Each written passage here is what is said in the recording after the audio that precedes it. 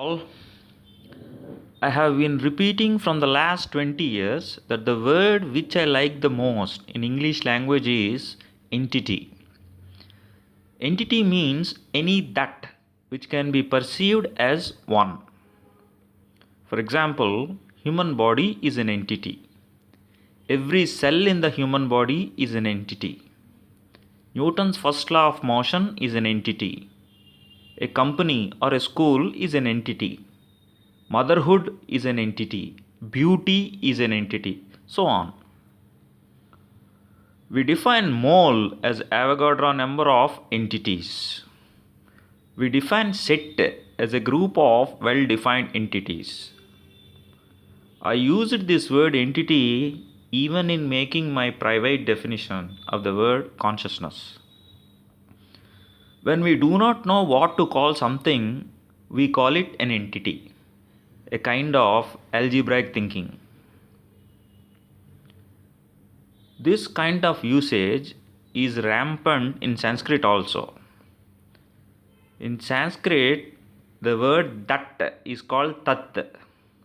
Hence, tat dinam, tat tvam asi, tat aksharam, so on. Now, how do we perceive an entity? Only through its qualities. There is no other way.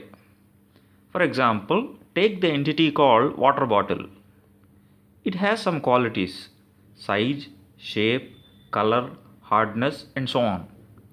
This bottle is different from that bottle only because both of them have different set of qualities. Some of the qualities may be same. For example, color. We say the bottles have same color. The other qualities may be different. If all the qualities of the two bottles are same, we call them identical. They are yet different because they are occupying different spaces. Observe the word entity in the word identity, identical. Now, let us come to a very, very important fact. Some of the qualities are measurable and some are not. For example, take the entity called coconut water in a given coconut. It has the qualities of volume, color, sweetness, smell. We can measure the volume and color.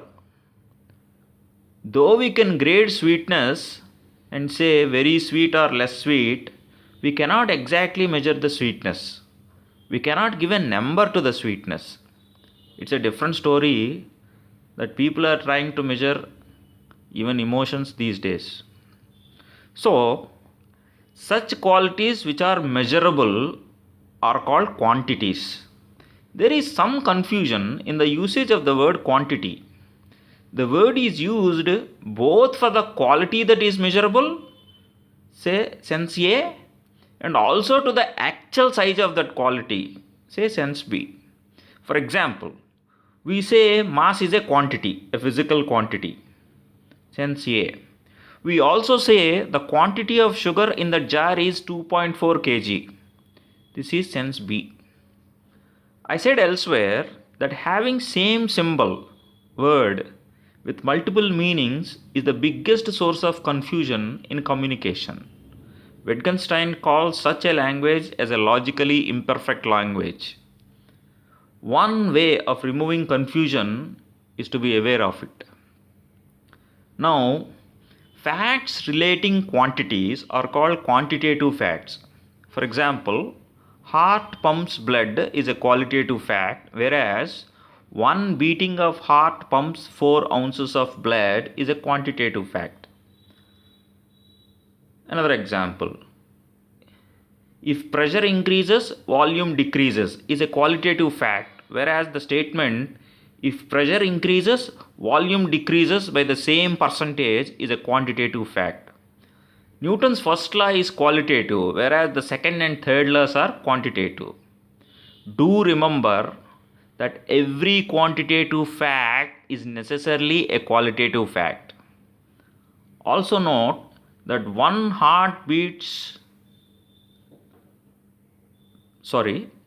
please note that one heartbeat pumps 4 ounces of blood and one heartbeat pumps 3 ounces of blood are different facts.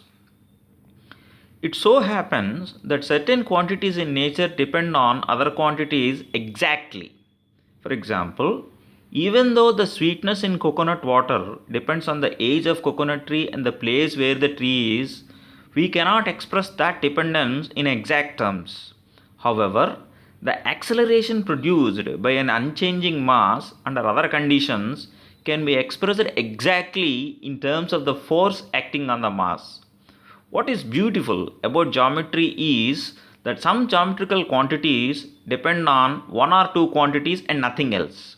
For example, the area of a square depends on the diagonal alone and nothing else. If we know diagonal, we know all the quantities associated with the square like side length, perimeter, area. If one quantity depends on the other quantity exactly, we say each is a function of the other. This is the original meaning of the word function. Area of a circle is a function of the radius of the circle and vice versa. Because the exact dependence of one quantity on other quantity was expressed in terms of a formula, Euler defined the word function to mean mathematical formula. Hence, terms like independent variable, dependent variable arise. The word variable appeared for quantities because their sizes can vary. After the introduction of Cartesian geometry, mathematical equations in two variables became curves on the Cartesian plane. One variable is expressed completely in terms of others, so-called explicit expression. To accommodate the exact dependence of one quantity on the other on the Cartesian plane, the definition of function is revised and the element of uniqueness is made clear and consolidated. For a given value of independent variable, the dependent variable should have only one value. Remember, Euler spoke of multi-valued function. Today, it would sound absurd. After the introduction of set theory and the idea of mapping, the definition of function took a new avatar. A clear definition of function is needed to find derivatives and integrals in the new symbols. A function is redefined as a mapping from one set to another with uniqueness stated. Terms like domain, codomain, range, injection, surjection, inversion, composition appeared. After the development of study called mathematical logic, function is redefined as a set of ordered pairs with uniqueness property, so-called modern definition of function. It is natural for students and teachers to feel intuitively that the word function means the actual formula that expresses the dependence, even though the modern definition as a set of ordered pairs is logically rigorous. The evolution of function is this: function as dependence, function as formula, function as mapping, function as a set of ordered pairs. Statistics is a branch of mathematics where we try to relate quantities even if the independence is not exact. I want to highlight the significance of the concept of function in the words of Felix Klein, a famous mathematician, who said that function concept is the soul of mathematics. A very good brief symbolism of functions is given in the book Calculus by Ginzburg. I finally request you to name this topic. Thank you.